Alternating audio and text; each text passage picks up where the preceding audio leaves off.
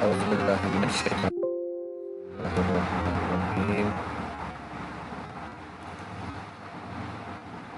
How are you, my dear students? Hope you will be fine and in good shape of health.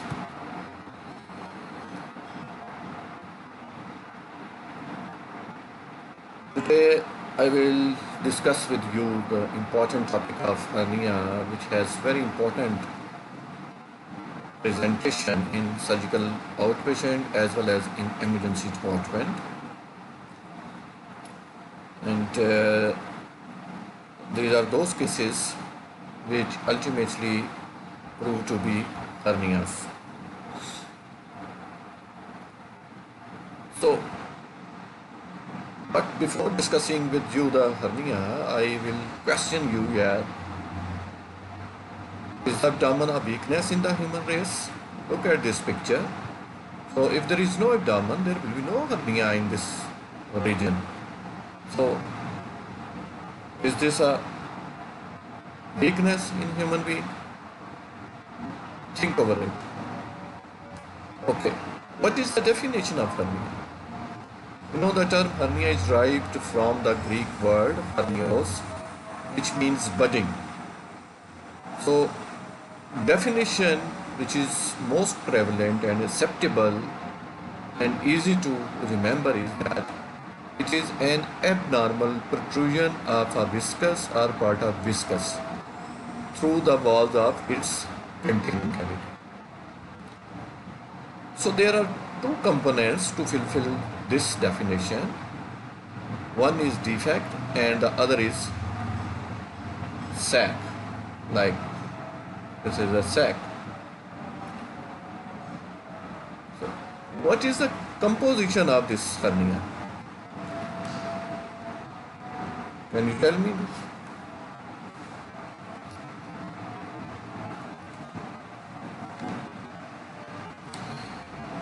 So the sac of hernia is a diverticulum of peritoneum and is made of three parts. One is mouth, the other is neck, and the third one is body of sac. Like this is a clinical picture of a sac hernia, and on your left is a sac which has its mouth, neck, and body. Then there are some other relationship with this sac. One is hernial sac, but it has also coverings over it, which are called covering of the hernial sac. And this is the external atmosphere of hernia. But there are some other things which are inside this bag or sac. These are called contents of the sac. And through this mouth, these contents usually house in this hernial sac.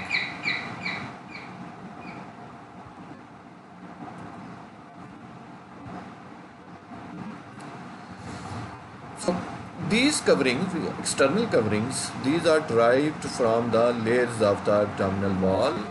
You know, this is a inguinal region, and these are the loops of the intestine which are going through this deep ring into the inguinal canal.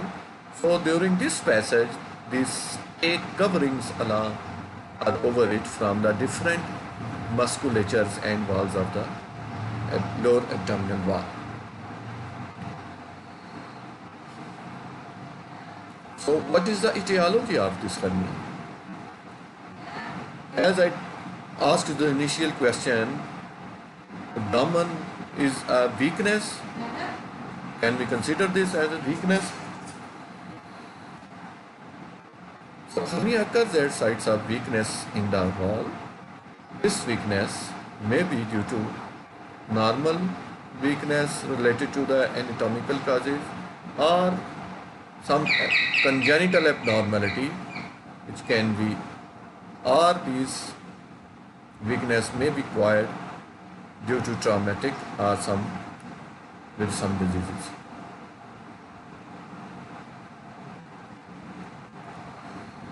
So what is the percentage distribution of these hernias?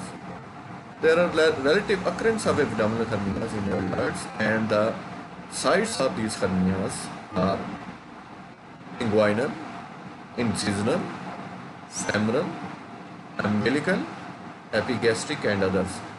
And look at this picture. Inguinal has the highest percentage. It is 80% among the hernias, and number second is the incisional hernia. Then descending 5% for femoral, 4% for the umbilical, and less than 1% for the epigastric and other hernias.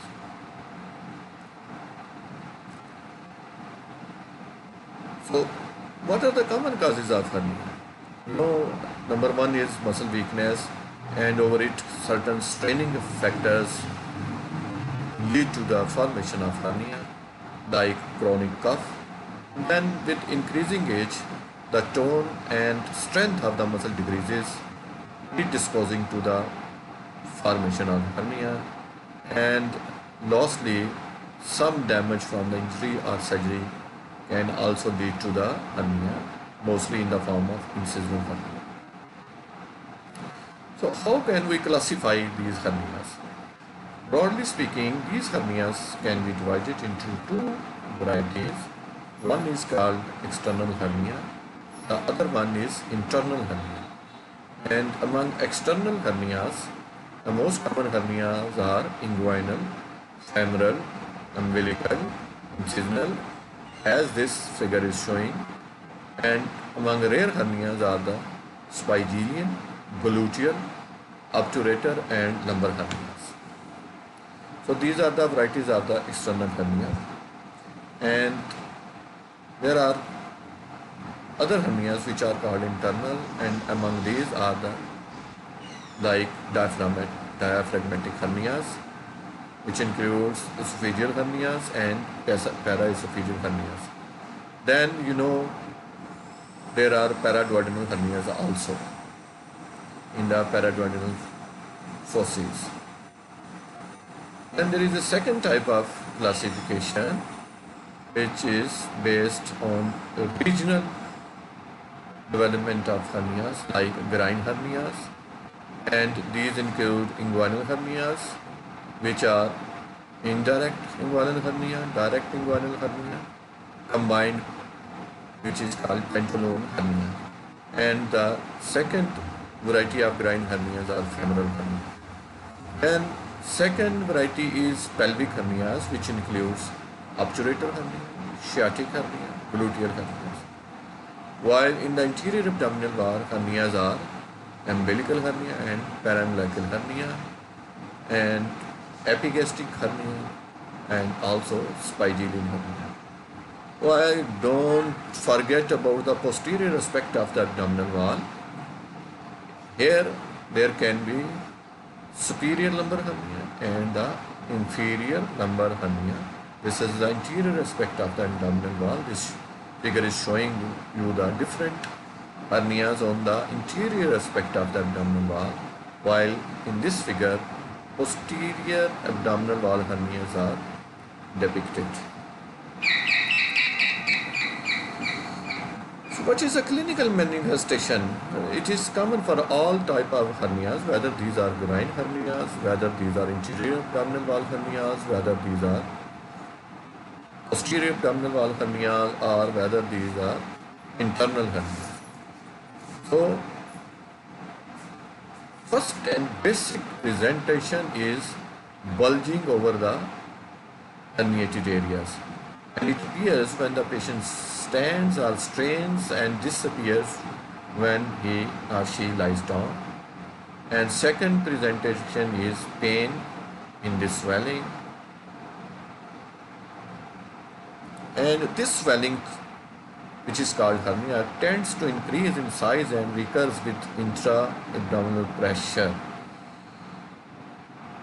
while the complicated form of hernia, which is a strangulated hernia, presents with pain, vomiting, swelling of the hernial sac, lower abdominal signs of peritoneal irritation, and in rare cases with associated peritonitis, fever can be the symptoms of these strangulated hernias. Hernia can also be discussed depending upon its varieties, whether this hernia at any site is reducible. The first variety, which is a reducible variety, this is the one in which the contents of the sac reduced spontaneously or can be pushed back manually. Mind you that on clinical examination, this reducible hernia imparts an expansile impulse on cuffing. This is very important sign, and every examiner, whether he is teacher or student, should be able to elicit this clinical sign. Then the second variety of hernia is irreducible. This is that variety in which contents cannot be returned back to the peritoneal cavity, either because there are adhesions between the sac and the contents, or neck of the sac is narrow to allow these contents to cut back into its original cavity. Irreducible hernia can be incarcerated, and what is incarceration? If there are adhesions between the sac and the contents, but there is no obstruction or interference with blood supply, the hernia simply is not reducible. This is called incarceration. While hernia can be obstructed, it should only be called as obstructed when a lumen of a viscus or hollow viscus is obstructed, meaning that when hollow viscus is trapped within the sac and obstruction occurs. In this case, blood supply remains intact. This is common cause of small bowel obstructions. The third variety is strangulated irreducible hernia. And you know this, in this variety, the arterial blood supply to the contents of the sac is compromised. In a such hernia, unless surgical relief is undertaken, the contents of the sac will become gangrenous. These pictures show you the three varieties of the irreducible hernia. With this basic brief descriptions, we will discuss one by one different varieties of the hernia, and the most common among these, as I told you, that groin hernias, which constitutes about 80% of different hernias. So to learn our groin hernias, our learning objectives will be: what is the anatomy of the inguinal canal, what are the types of groin hernia and their etiology, what are the composition of these hernias, what is the classification of hernia and the contents of the hernia, what is the anatomy of hernia and its clinical features, what are the different types of tests which can be applied to diagnose a swelling of hernia, and lastly, what is the management of hernia. So type of hernias are indirect inguinal hernia.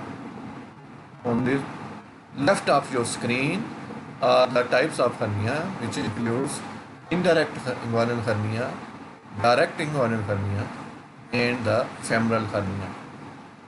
A site is for indirect, B site is for direct inguinal hernia, and the C red site is for femoral hernia.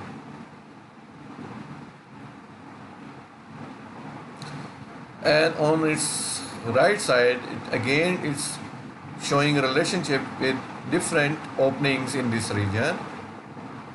The hernia which comes through the deep inguinal ring is internal hernia, while which comes on its medial side, it is called external inguinal hernia, while the hernia below the inguinal ligament is femoral hernia. So What are the inguinal hernias? Before discussing that inguinal hernia, it is very important for you to know the anatomy of the inguinal canal. So, can anybody recall the anatomy of the inguinal canal? You know? Yes, it is a muscular weakness in the lower portion of the interior abdominal wall. If you draw a line from the anterior superior iliac spine to the pubic symphysis, stretching between these 2 points is the inguinal ligament. The area above inguinal ligament is over its medial 2/3 portion is occupied the inguinal canal, and over its center is the mid-inguinal point. And below, these are important vasculature, these are femoral vasculatures. And this figure is showing the canal. You know, this stretches from the or extends from the deep inguinal ring to the superficial inguinal ring. So, what are the coverings of the inguinal canal? Its interior wall is formed by epineuritis of external oblique along its entire length, while internal oblique is on the lateral 1/3 of its interior aspects. So, both external oblique and internal oblique form the interior wall of the inguinal canal, while posteriorly is the fascia transversalis throughout its entire length, and conjoined tendon or epineuritis in over its medial 1/3. So important, interiorly over lateral 1/3 is internal inguinal, internal oblique muscles, while posteriorly over the medial 1/3 conjoined tendon, which is formed by the internal oblique and transversus abdominis muscles, forms the posterior wall of the inguinal canal, while the roof of this canal is formed by the arching fibers of the internal oblique and transversus abdominis, like this. These arch from here lateral to the medial, while floor, which is the inferior aspect, is formed by the inguinal ligament and the lacunar ligament at the medial end of the inguinal canal.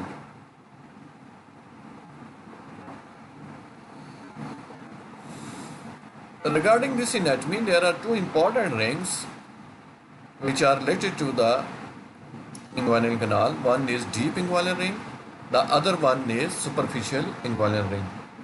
Deep inguinal ring, you know, is an oval opening in the posterior wall, which is formed by the fascia transversalis, and it lies about half an inch, 1.3 centimeter above the inguinal ligament, midway between the interior superior iliac spine and the symphysis pubis.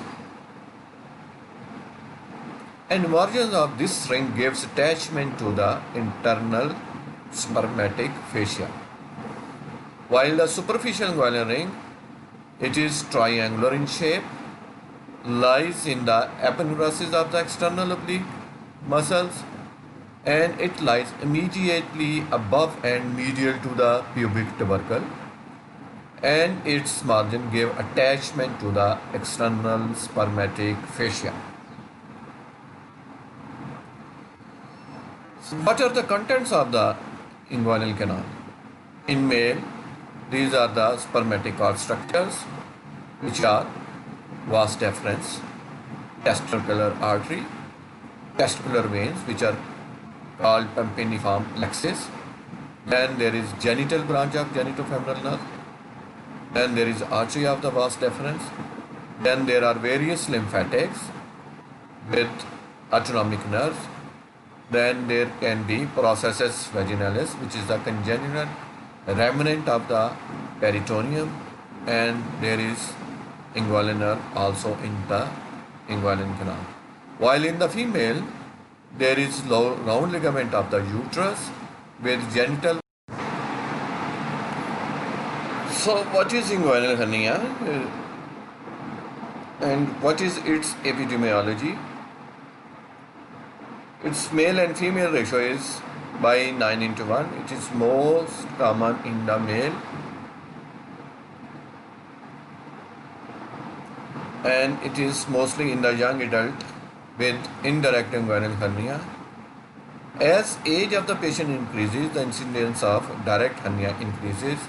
So direct hernia are most common in the older age group. And the risk factor for the inguinal hernia are, on the top is the increase in the intra-abdominal pressure, which can be because of chronic cough, chronic constipation with pregnancies, straining at micturition due to strictures in the urethra, and with severe muscular effort in lifting heavy objects, while patient with ascites, fluid may increase the size of an existing sac. What are the natural mechanisms of preventing inguinal hernia? Nature has provided you with some protective mechanisms. These are with obliquity of the inguinal canal, then there are shutter action of arching fibers of internal oblique and transversus abdominis. What do you mean by this shuttering mechanism?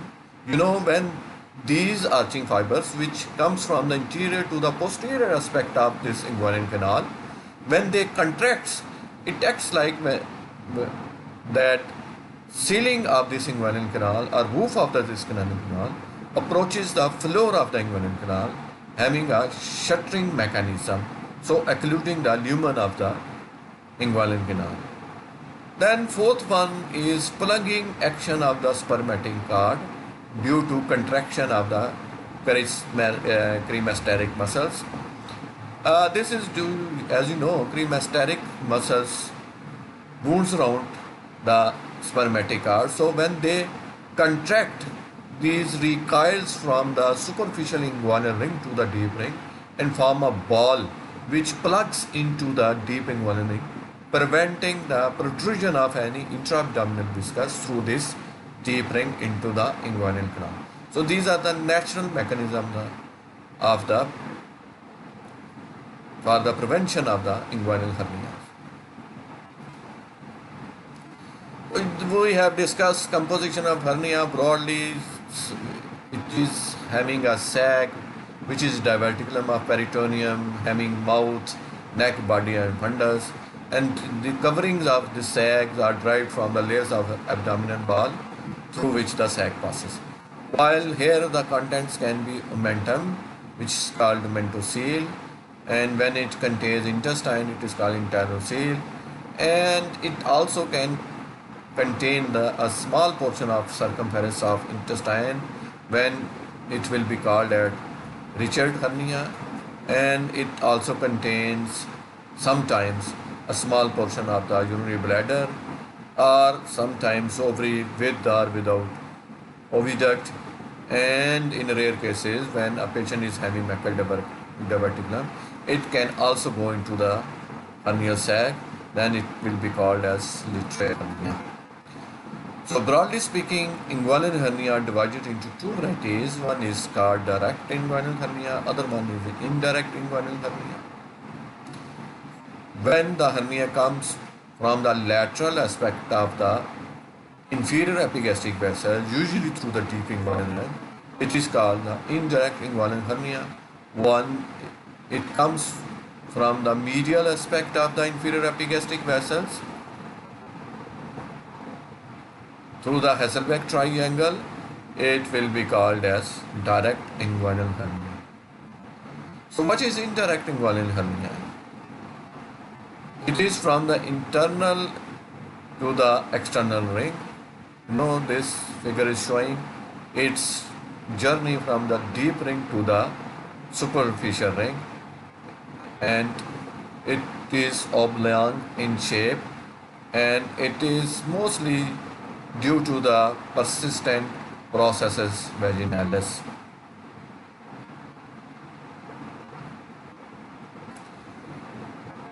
So this indirect hernia like this comes to the deep inguinal ring, traverses like this from the inguinal canal, then it emerges from the superficial inguinal ring and then descends into the scrotum. So it is oblique or oblong in shape and it extends from the deep inguinal ring and in some cases up to the base of the scrotum.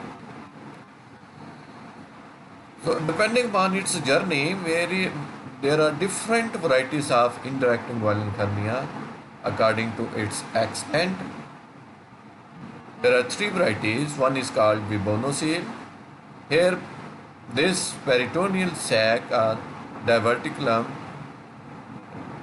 extends only up to the deep inguinal ring. It does not usually come or is limited only to the proximal portion of the inguinal ring.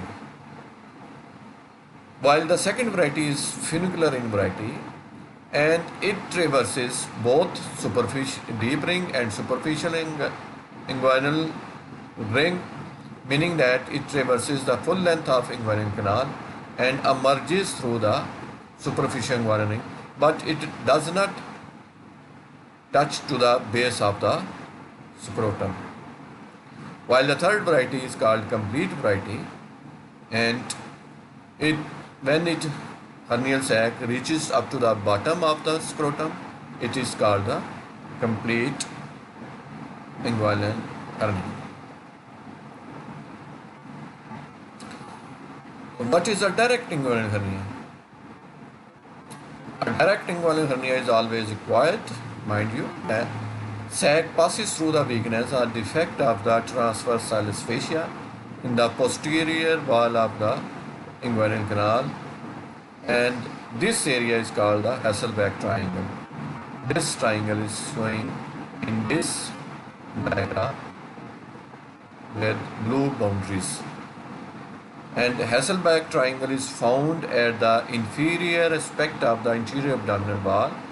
It is bounded by the three structures: laterally by inferior epigastric vessels, inferiorly with inguinal ligament, and medially with the lateral border of the rectus sheath. So then there can be third variety, which can be the combination of direct inguinal hernia and indirect hernia. In a patient, both varieties can coexist when both types, indirect and direct inguinal hernia, occur at the same time and straddle the inferior epigastric vessel.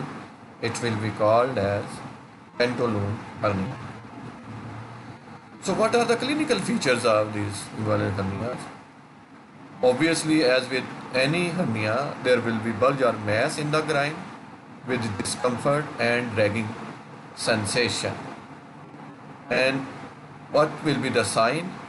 Sign will be, on inspection, there will be bulge or mass in the groin, having positive cough impulse usually, or it can be reducible or irreducible depending upon its nature. So there are a few differences between direct inguinal hernia and indirect inguinal hernia.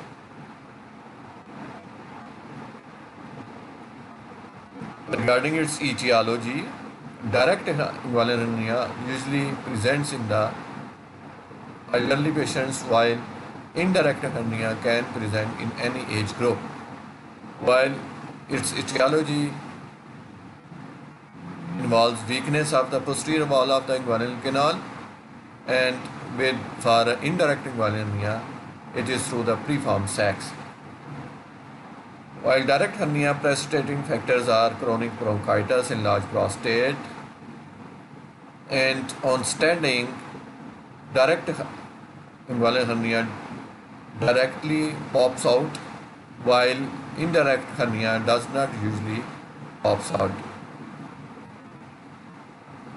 Direct hernia are usually bilateral, while indirect inguinal hernia are usually unilateral, but it can be bilateral in 30% of the cases. Regarding complications, direct hernia usually does not have any complication because here neck is wide, while these complications are common with the indirect hernia where neck is usually narrow and there can be obstruction or strangulation of the hernia.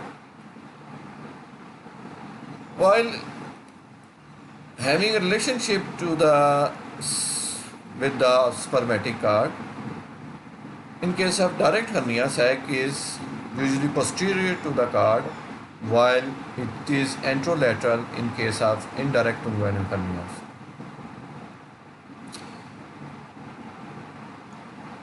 And regarding the direction of the sac, in direct inguinal hernia, it directly comes out of the Hasselbalch triangle, while this sac comes through the deep inguinal ring in the case of indirect inguinal hernia. And there is another classification system. One is Niher's classification of groin hernia, which divides into 4 varieties of inguinal hernia. Type 1 is indirect inguinal hernia when the internal inguinal ring normal, while type 2 is indirect inguinal hernia with internal ring dilated but posterior wall intact. Inferior epigastric vessels are not usually displaced, while the type 3 is divided into 3 types, A, B and C, and it is with posterior wall defect. Number A is direct inguinal hernia, number B is indirect inguinal hernia with internal ring dilated, medially encroaching on or destroying the transversalis fascia of Hasselbalch triangle, while the type C of the type 3rd inguinal groin hernia are femoral hernia. Type 4 are the recurrent hernias, which can be direct, indirect, femoral, or any combination of these.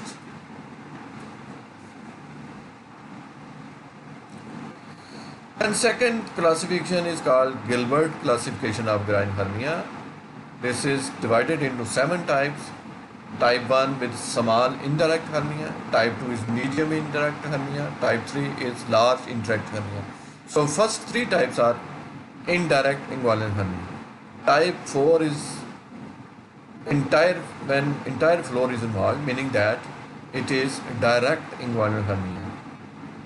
While type 5 is the hernia with diverticular defect and having a small hernia, which is usually direct inguinal hernia. Type 6 is combined pantoloon hernia, and type 7 are femoral hernias. So what are the clinical tests or method which are usually applied with or for the diagnosis of the hernias, inguinal hernias or groin hernias? First one is finger invagination test. This test is now obsolete. It should not be performed because it hurts the patient, but it is an important test. You ask the patient to stand up. You invaginate your index finger from bottom of the scrotum up to the superficial inguinal ring and ask the patient to cough and feel the cough impulse over your invaginated finger. If this cough impulse is felt over your pulp, then it will be indirect inguinal hernia, and when you will feel it over your tip, it will be direct inguinal hernia. Second type of test is the most important one and is commonly practiced.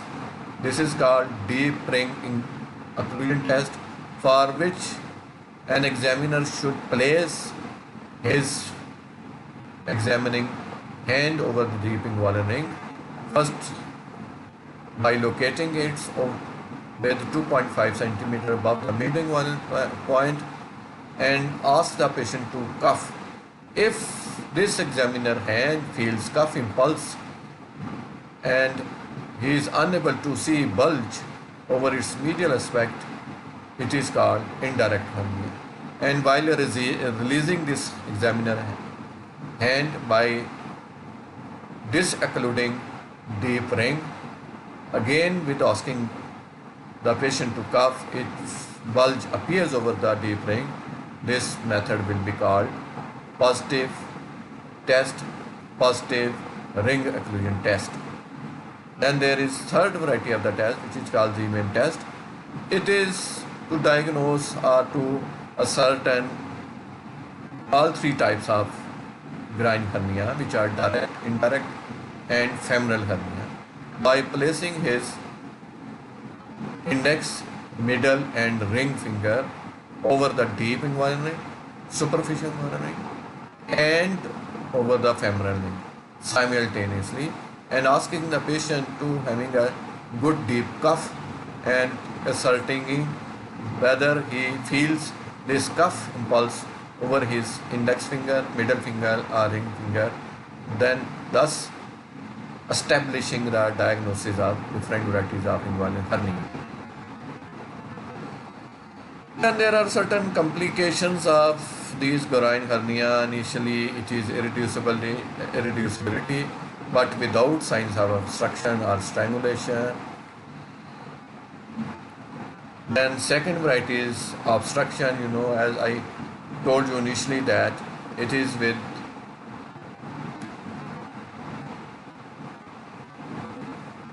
small bowels. Only small bowels or bowel can be obstructed. A mentum cannot be obstructed. So technically, this term should be applied only when the hernia will contain the gut structures within it. Then the third complication is strangulation, which is dreadful, and it is surgical emergency, and it occurs in 50% of cases. It occurs in 33 to 10% of the indirect inguinal hernias. And mind you that on clinical examination, this strangulated hernia will be having no cough impulse.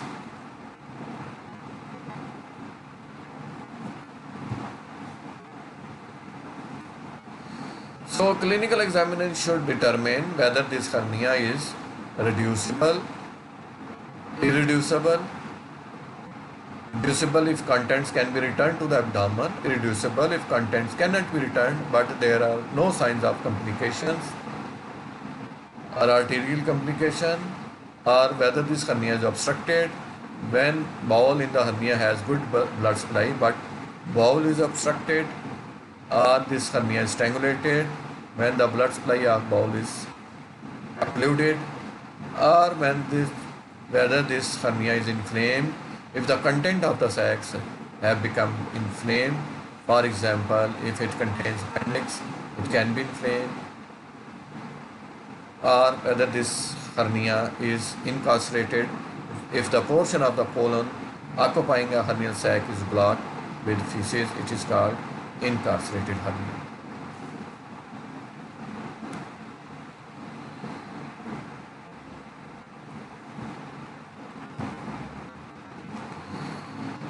Then there are few rare varieties of hernia. First variety is called hernia anglicate or sliding hernia. Here a portion of the covering or wall of the sac is formed by the extraperitoneal wall, meaning that some portion of this sac is deficient, which is formed by the or constituted by the extraperitoneal wall. Then the second rare variety is Richard hernia. It is that type of hernia when the part of the wall of the intestine becomes trapped in the defect like this. This is usually the anti-mesenteric border of the small bowel. Air lumen is intact, so there cannot be any obstructions. Luminal contents pass from the proximal to the distal sides. Only a knuckle of intestine is trapped into the hernial sac. Then third variety is Littre hernia. It is that type of hernia when the sac contains Meckel's diverticulum.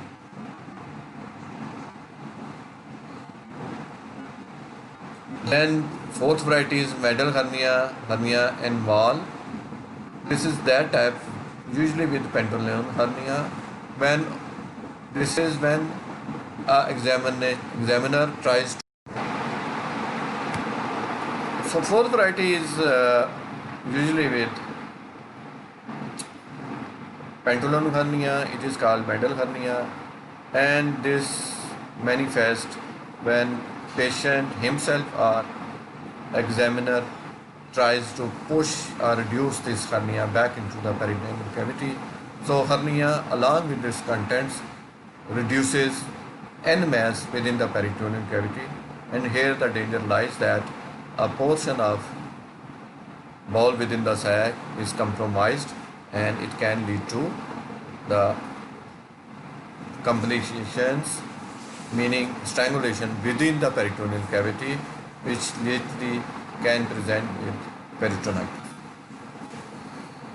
So we have discussed various types of groin hernias, and this is very common surgical conditions, and in examination one or other students in his long or short case will encounter a case of hernia. So we try to master these types of surgical conditions. What are the different types of the hernia? What are the inguinal hernias? What is the varieties of the inguinal hernia? And what are the different presentation of this inguinal hernia? How would you diagnose a case of inguinal hernia with the application of different tests? You should be able to master these tests in outdoor basis, and then you should try to establish to ascertain the contents of the inguinal hernia, and you should be able to diagnose various varieties of inguinal hernia. For example, whether it is reducible, irreducible, whether it is incarcerated, whether it is strangulated, different. So management depends upon these varieties, and we will discuss this management of these inguinal hernia. But for today, I will end my discussion with you and will limit myself only with this portion of the inguinal hernia. In the next lecture, inshallah, I will discuss with you with the management of inguinal hernia, and if time will permit, I will proceed with other varieties of hernia like groin hernia, femoral hernia, like ventral abdominal hernias. So till then, Allah Hafiz, stay blessed. May Allah protect you from any afat bala. Save yourselves by applying mask over your face, meaning that over your mouth and nose, keeping distance from the strangers, and keep washing your hands repeatedly, at least with the soaps. Thank you very much. Allah Hafiz.